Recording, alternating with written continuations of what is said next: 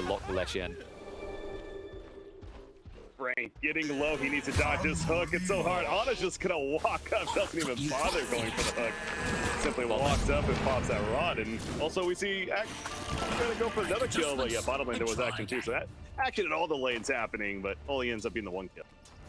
Yeah, QQ was able to sustain. Just an annoying hero to try and burst down with a level 1 Maledict, but the Freya is actually going to grow. Maledict's level 2 now for the Witch Doctor, so QQ needs to be a little bit more cautious about how he postures with these decay charges, especially when they start running out. Overall, able to sustain for the moment, and credit where credit is due. Like I said, I'm not sure if Thompson's necessarily going to be stopped in the mid lane once 6 is hit. But Leo Style is having a great start to this game. Yeah. Oh, in fact, you see right here, that's not going to be a kill, but it got damn close. But yeah, Leo Style going to bottle up another water rune and head back to the middle lane. Thompson is going to be able to get a zone as no one's rotating over to stop that bottom lane. That's a kill. That's a kill. Here's a big one. They baited themselves in as well. Like, they thought they could get the Undying, the mistake that we always make, and Cuckoo will even get to deny himself afterwards after getting a double mid. Oh yeah, Leo Style. What's this? Zephyr's going in. Got the pulverize ready. No chance of the Royal Thunder to come out. They commit everything to get rid of Leo Star because they know if he's dead, he just can't fight. Yeah, exactly. And the tombstone really not even needed there, but that was just obviously really securing that kill. And it is kind of protecting this tier 1 tower push now, if anything. So I don't know if they're going to get it in the end as it's slowly going down. But meanwhile, Infamous is busy doing these Ancients, so that's why they're not defending currently. They're really trying to recover that farm on the Medusa. And to their credit, it's definitely jumping up a bit in net worth. Parker feeling these stacks, and Infamous doing what they need to. And that, again, is securing the farm on Medusa the best they can. So the reason that worked out so well is Leshrac was rotating top to push out the wave that Beast had brought in. I think that's why they weren't pressured to defend the tier 1, especially after Pango goes down. So it's kind of a combination of tops and maybe just focusing on farm instead of key objectives to kind of keep the timing down the road. And as a result, Infamous don't ultimately get punished as much as they should have. Now they're trying to return the punishment. Zephyr, that's commit a lot for this. Thompson. Oh my god, this is so gluttonous. Royal Thunder comes in, stuns are there, and Thompson will bay for his green. Well, Undying was nearby, only a level 1 soul rip though, so not even worth it at that point. And with the tombstone, it came out way too late. So the one saving grace there, I think, for Thompson is he is able to finish the Bloodstone despite that death. But it's deaths like that will certainly allow Infamous to start climbing and slowly clawing the way back into this game. Because the point I was just about to make, there's still a lot of game left. And you do have an Infamous, again, it goes the understanding they know what they need to be doing is make that space for the Medusa. And we are continuing to see more and more of that. Beastmaster, he almost has a full Laz now finished to go with the Helm of the Dominator, so his pushing prowess and just team fight capability is going to be that much stronger. And we can't overlook the gank potential that continues to be stand out, at least for him. Radiant and what they can do. So T1, I do feel like they need to be a little careful, but they're not going to be careful. They're just going to charge.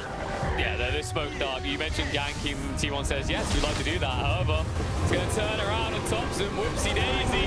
Roots will not stop the Death Ward coming out. Might be saved by the Bloodstone, but it's going to be a little bit tight on the exit. Just about staying on. Great hero for doing that, and the shard on Witch Doctor, if you can farm that, pretty good as well. But mid lane, by the way, another blink use from Ana, jumping right on top of Mirana, giving him no chance to react to dismember immediately. So another free kill for T1 happening right there. But yeah, as I was going to, with the shard, which he does have, the Voodoo Switcheroo, nice tool for Witch Doctor to be able to do even more damage potentially in these fights. But still, they need a lot more. It goes back to the Medusa. There really is no other way to put it. The Manta style, it's getting there at least. But is this a game where it feels like the BKB? I'm sitting here looking. I mean, BKB would certainly be great, especially against the likes of a Leshrac, right? But it's not the ultimate answer. Again, they have ways to pierce it, so. Yeah, and it's a case of like BKB, if you think about the heroes you're up against, a lot of them are channeling, looking in the direction. Stone Gaze should be good enough to deter a lot of people. I think you just want to hold off and reach that late timing. Now, one upside I was going to say is T1 aren't necessarily the best road takers. Well, they're not defending this bottom push at the tier 3 tower is T1. So this is pretty obvious for Infamous. I feel like that something is going on, and probably a Roshan. And yeah, to the point though, even though but just remember, just like Pulverize, a very short cooldown. So very worthwhile to use it on a Black Dragon, and sure enough, the Black Dragon's dead. So Beastmaster, he's not the happiest right now. Deadly sweet. Thompson, good gods, if that had been the wrong place, wrong time, and actually opens up an opportunity to go in. Hook's going to come out into the dismember. So Pangolier can't even initiate here. Instead, it's going to be popped and dropped, and Frank, Primal Roar, it's a leave me alone scream. But Zephyr's chasing, BKB still activated, he'll stick on top of Frank. And just as T1 were probably willing to leave the base alone, now they're going to be invigorated to go in again. Yeah, and Leshrac now shows up. Again, Thompson wasn't here for the very beginning, but with him showing back up, they lose the Primal Beast, but uh-oh, maybe Leshrac regretting this. He's got the Aegis. It's likely going to be burned. There we go. So eventually goes down, but of course, Resurrecting with mana. Not the end of the world. T1 pushing back in. Buyback for the Witch Doctor, the Son of Medusa. There's that Stone Gaze and the immediate retreat for T1, but I don't think it's going to be a full retreat. They're likely... maybe it is. They are going to fall back, take the jungle, and the jungle creeps as they retreat. After pushing the base, Zephyr, he's going to be forced to pop a BKB. It's a Bulls, and he goes in. He's got Pulverize, switcheroo. Happening for the Witch Doctor, and there's plenty of support coming in from T1 now. So this is definitely a dead Witch Doctor. Still not going to be in time from Murata, and he's out for a minute plus. That's a dieback there for Witch Doctor. So missing a lot of a threat now. He's Infamous. Luckily, he's the lowest level in the game, right? So that dieback not as long as it maybe should be. But still long enough that T1 can exploit this. The mid wave is coming in. Pango's trying to draw their attention back home. But I think instead, actually, the goal here for T1 is going to be to pivot top, push it, maybe take that tier 2. Although as soon as I say that, Thompson seems to be partying. Bottom tower is under attack. Oh, wow. Little style, though. Yeah, but he rolled thunder. Got TP worst case. I mean, he's kind of just toying with top, and it feels like he's going to be rolling out eventually. Ana's dead. Yep, they got the Primal Roar, the follow-up as well. White one at least able to get away with the Glimmer Cape, but great maneuvering by Infamous. They forced the rotation back out of Thompson and then immediately pounced in the mid lane. You know, that's similar to what it felt like Infamous was trying to do to that previous fight where... Jump in, Zephyr in with the Pulverize, showing the due respect across the Infliction. Will not give the Witch Doctor a chance to cast a single spell. But again, if you're Infamous, I think considering where the game's at right now, you're fine with that. He's almost feeling like a fight war, they're not fine with this. He needs to get out of here. Roll Thunder comes out just in time. Primal to save the day. Medusa doing a lot of damage here, and Thompson slowed in the retreat. They'll need to get out quickly. After the reset, it does look good, and Ana won't be able to trick with a cheesy hook here, but overall, Infamous miraculously getting out of that unscathed. I know you're talking about this earlier, though, but it's one of those, even though no kills happened specifically in that fight, it's still a pretty big victory for T1, because you look at where Infamous is at the minimap. Specifically, Medusa, yes, she is starting to push out this top lane, but constantly being restricted to talk about more of that map control. But well, Infamous, to get around this, they're gonna all smoke up and try to find that engagement. Here's the opening on Ana. Primal Roar. Just out the way, but the Cryptic Guard comes out of his box. Back on the one Thunder. The counts in the back alliance. You see the Shield Crown constantly coming down. The right buyback, and she was already dead early on. As a Dino beating down with a Tombstone on top of Frank. Eventually Tombstone is killed off though. Frank's still alive, but the one's an activation from Thompson. He's just running like a madman. He's got the Lotus Orb effect as well to assist. And Beastmaster is dying throughout, but that's, I guess, one of the 2 deaths, but we're not done just yet, though. He's in trouble. He can't get away from this anymore. Thompson's going to try to stand his ground. He needs some assistance, though. No more stuns means that Parker will be able to get out. But you can see the power of Leshrac. If they do not burst him straight away, he can still come out ahead. And you know what, Breaky? Key detail there, why that worked out. Not too bad for T1 in the end. Pudge initially got stunned, but the 4-staff save came out. The arrow didn't connect, and it meant that he was able to get the Dismember out halfway through the fight, and he didn't get bursted down quicker by the Maledict damage. If it wasn't for that detail, I actually every bit of time they can get, because the Shracks are in the base. BKB gets activated. Voodoo going off. A lot of damage coming out from the Witch Doctor, but not enough. A lot being returned his way. Stone Gaze is going to be used very early by Parker. Hook back doesn't work out, courtesy of the Manta. But now you have nothing to defend your base with. And this is a Pudge who, well, Cheese is in his backpack currently, but he's got the Aegis. So he's not worried. In fact, I wouldn't be surprised to see him fall. Look at Pops is going to dive in. He's going to get the Lotus Orb effect to help keep him alive there, but that's going to be another Rax kill. So, but yeah, point being, he does eat the cheese, so Fudge is now back to full life, or mana, or at least was for a second there. He can just jump in at any second, feeling pretty confident. The overwhelming blink he also has to go with the Shivas. The positioning for Infamous, it's got to be so difficult. The hook almost hit me right there. Another wisdom. There's a maintenance. Double eating though is pretty good. BKB, like, you're just gonna take the base. Great, let me just refresh and ignore your existence. Bye. Oh my God. Over here, they're not ignoring existence. The Crystal Maiden. They're gonna take care of the freezing field being used, but she goes down, so does the support on the other side. Once again, a Witch Doctor. However, Beastmaster left in no man's land and picked off. He's dead for 85. Has buyback on the Beastmaster though. They're gonna come into play here, but okay, thank God. I thought they were not gonna pick up creeps. Man, gotta give it over to Ana there. This is such an infuriating draft to play against. He's got the Ag Shard, so he grabbed his Lestrak when he's been initiated on, saved Toxin, reaching him up the full, and as a result, it feels almost impossible to kill off Toxin. There it is again. Ana's in, saves the day. Saving Private Toxin here, and even if he comes out now, he's gonna be regurgitated in full health and happy. they're gonna run it this time, but no, he just pops on out like a special surprise and jumps right in. Looking to take out at least a Beastmaster chasing after the Medusa as well. Once again, Witch Doctor, he got hooked, he's dead, so a bit of distraction there, but we have Mega Creeps still spawn, so it does feel like Infamous just delaying what seems to be the inevitable, and there's that once again from Budge. Yep, so teammate. About saving Private Tops and saving Corporal Cuckoo. Where are we going to go next? Does the white one need a little bit of assistance? Zephyr's dead. We can't help him. I mean, then again, Pudge does like bodies, but damn, I just love the way Ana's kind of switched to this full utility role, and it's super effective. Like, his goal is no longer to kill because he realizes that Topson, if enabled, will destroy everything in this game. Well, this is definitely what naturally Pudge really does, right? Especially in the core role where, again, you enhance his farm, being in that position one, he's able to get the early ags, and then he's just accelerates from there. He jumps in, pops a rot, and he's so difficult to kill alone with the flesh sheet, let alone the items that he's able to build up, that you ideally have to have that carry around him. Of course, in this case, being a Leshrac, certainly then take over the game, who I know we keep going over this Leshrac and how impressive it is, but one more, he's almost level 30. I mean, that's not something we're going to see too often, but that's going to be a full talent tree very soon. It's not just the talent tree, really. It's just me looking at that net worth.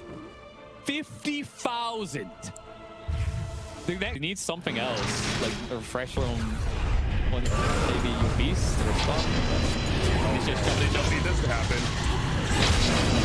Stop, push it away, can't get out, has to buy back straight away. Now the dive in towards the Medusa. She's holding on that stone gate, but forced to use the BKB and is currently disarmed. Now she can't go in. Yeah, she was struggling from the very beginning of that. Buyback brother and Crystal Maiden going to be coming back in. Buybacks on both sides, especially on the Radiant, but they're just pushing into the Fountain Medusa. With a Divine Rapier, though, standing here, grounding the Falcon. Rampage on Thompson. Just why not? He's getting low, though. Nice Manta. That's going to be enough for the kill. The red numbers come out, but immediately Leshrac buys back and teleports right back in. It's like, all right, we had my fun. I got my Rampage. Let's actually finish the game now. Fortification, but TV's already called. So it is actually official. T1 will take game one. T1 understandable, but as the game picks up, that of course is going to become more impactful. It's going to be involved here as the hook in onto Enigma. There is TP support. Enigma getting low. The auto attacks and the tower assisting for that kill. However, Honor goes down though.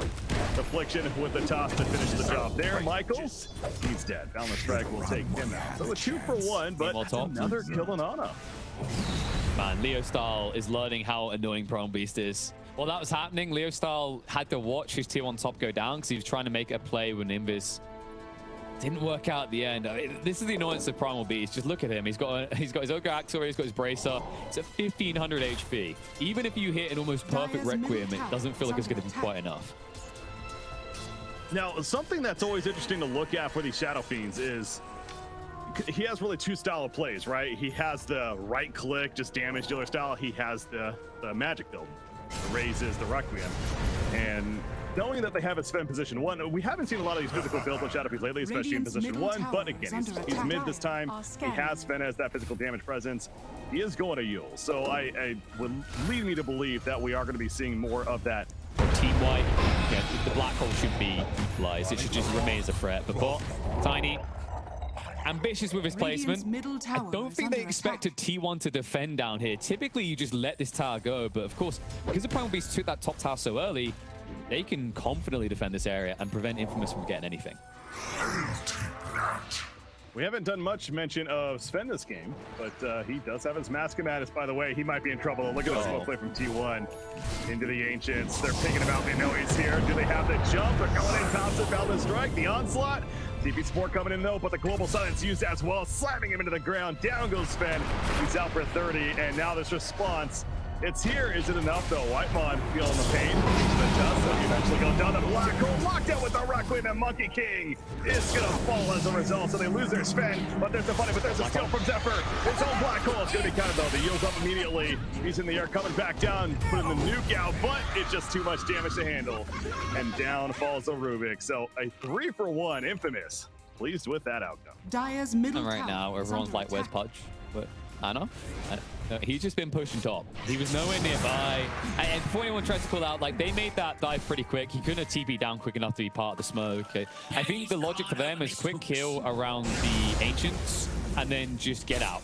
But if you bring Anna as well, you delay the timing by 6, 7, maybe 8 seconds. And also, you've got no heroes showing on the map. So that's the logic behind why only 4 were fighting there. They did not expect that to transpire into a full team fight. Zephyr thinking he's TPing in to help push this out. Well, might still have some chance right here with his teammates, but Michael is going to have to TP in. Yes, they're hunting in the jungle themselves out to create that room, but gets scouted out. The curse happens. The toss back on a Thompson. Wukong, no, he's going to be knocked up in the air. Stop for now. The BKB going to run up on the hook. Pulls back Frank and goes for the ultimate, but immediately silenced once again. And with the Wukong, maybe overkill, but they got it. Zephyr's got the black hole as well, so now they had to play really defensive. Not only do they not have black hole themselves, but now they have to worry about T1 getting incredibly aggressive. You can tell Infamous knows as well. There's complete retreat mode here. Not want to give them a shot, but yeah, that's true. That is a long duration that they have this black hole now to use it. You see what T1's going to do. They're going to immediately smoke and go hunting with it. We'll see who they find. Darker could be possible if he gets greedy here. Busy Tusk. Yeah, that's not the kill they want. They're going to hold on to it. Probably trying to threaten some objectives. They did just ping Parker. The gluttony of a POS 1. Just let me hit a creep. Maybe 1 or 2 creeps. Sure. But we get to hit you as well. Michael. Oh, Tusk. One in. Everybody sort of lumps it. Gonna turn around on him though. Constricts comes out. Parker willing to fight. Blinks in straight away with the Storm Black Hole used against them. Pulverize as well. They can't even back off. It's gonna turn against them here. Ball's going down. Cuckoo not done yet though. Looks for an extra on the side. SF dead and Infamous in shambles. That is the worst feeling ever if you're Enigma. It really is. Knowing that you not only died, but you gave up your black hole to the Rubik, and it's what sets up the next match. Dire's bottom tower. I don't think we get much time to see. The lift comes out from Zephyr. Beautifully done. Dire's middle tower. That's a tiny 4-player smoke though for Infamous. As kind of off of that, there's a double damage unit. I don't know if either team actually sees that there. Not yet. But Infamous might find that. Oh, yeah, they are. Oh, so you give it to the hero. It's a double damage. Wow. Radiant's top tower is under attack. Like it. God. Dire's I'm bottom pretty tower sure has anyone fallen. dies to this Sven if he stuns them now, actually. They need to get out. Anna's going around. They catch 2. Poppy goes in. Straight away takes out the silencer. Anna will try to run away. Gets the blink off, but Leo Style catches him with the Yules. Boogaloo to party.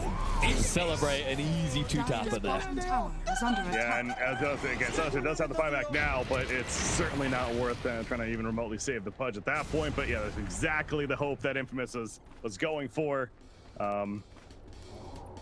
He just shredded them. I mean, even the Pudge dropped quickly when he got on top of him eventually. So yeah, Sven is why would they stop pushing after this? They got 2 minutes plus remaining on the Aegis. Gonna push out the mid lane. They see what's happening top though. Guess what? It's the Primal Beast up here and actually in trouble. The Black Hole solo locked into the Requiem. They do. BKB is going to be wearing off soon. Midnight Pulse coming out. Is Requiem even needed? He's not going to go for it. He's got raises and team support. So there is the free kill on a Primal Beast. Definitely worth the Black Hole coming out. They did just rotate a lot of heroes, though. It seems like T1 is going to show respect and back off super early on the bot lane. They possibly could have poked high ground, but this does come back to a big issue. And he's going to look to use it soon, but Thompson, if you think what cost goes down with the battle strike, the 800 cut off the bad Parker, though, pops the BKB. No fire's activated, though. Parker needs to get out of here. He's still very low. Got the point nearby. Thompson chasing, but the Yule's on up. Sven is getting low and finally dead. 100 seconds he's out for it. No buyback KP. Infamous in trouble. Oh, Cuckoo just zoning the entire team away on his own. They get the big kill. Like I said, no buyback. He's gone for 90 seconds. And if they get a whiff of this, they can go. But instead, they have a more desirable objective to open up with. Roche just respawned. They're free to go, but only for 30 seconds. They need to make it count. Jumping, BKB activated by Cuckoo. He turns around against them. Tiny chose the wrong target to open up with.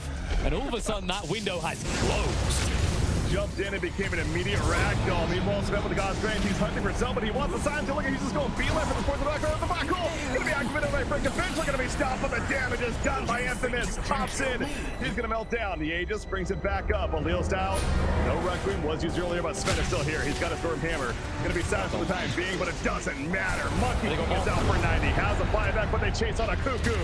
And Infamous gonna annihilate this fight. Silencer, believe it or not, will be the only one to live. That looks good for Infamous.